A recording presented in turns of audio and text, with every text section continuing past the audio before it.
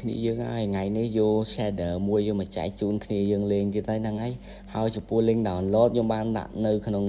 group Telegram របស់ខ្ញុំហើយគ្នាយើងអាច join ចូលបាន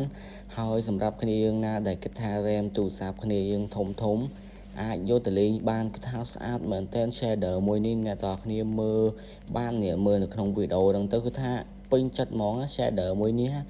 link download ខ្ញុំដាក់នៅក្នុង channel Telegram ហើយ Minecraft ដែលខ្ញុំលេងនេះគឺជា Minecraft preview Minecraft pod ខ្ញុំអត់ដឹងថាវាដាក់បានអត់ទេតែសំពោះ Minecraft preview ដឹងតែដាក់បាន 100% ហ្មងបើសិនជាគ្នាយើងចង់បាន Minecraft preview អាចឆាតមកក្នុង channel Telegram បានហ្នឹងហើយសម្រាប់គ្នាយើងណាដែល RAM ទូរស័ព្ទតូចៗគឺអធិស្ឋានមែនតើគ្នាយើង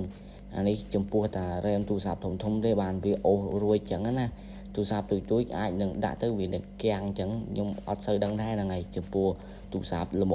មអាចដាក់តេស្តសាកល្បងមើលទៅគឺថាស្អាតមែនតើអ្នកទាំងអស់គ្នា